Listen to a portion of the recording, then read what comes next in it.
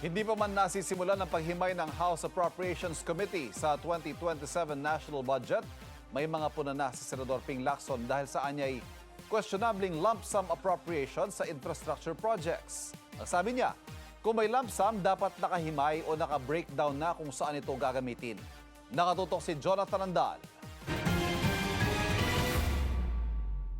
4 na araw matapos ibigay sa Senado ang kopya ng 7.2 trillion peso 2027 national budget na hiling ng Malacanang, sisimulan na rin sa Lunes ng House Appropriations Committee ang paghimay sa panukalang budget.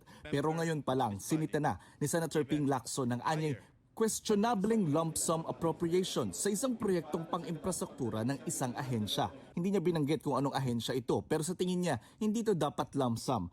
Sabi ni Lacson sa isang pahayag, pwede lang ang lump sum appropriations kung ang item o paglalaanan ng pondo ay hindi pa malino kung paano gagastusan, tulad ng calamity fund dahil hindi matutukoy kung kailan mangyayari ang kalamidad. Sa lump sum para sa infrastructure project, sabi ni Lacson, dapat naka-breakdown o nakahimay kung paano ito gagamitin.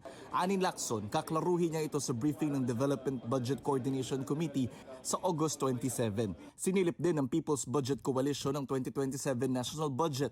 Puna nila, 15% ng kabuuang pambansang pondo ay pambayad utang lang. Lumiliit po talaga yung espasyo para sa mga necessary na social services para sa ating mga kababayan. Ang naging problema syempre ay hindi natin na-manage ang ating finances, pero yung government natin hindi nag-prioritize ng tax reform measures. Nasa sitwasyon tayo na tumataas po yung gastos natin, subalit yung pag-collect natin ng revenue na dapat yun tutugon sa gastos natin, hindi yun na-address.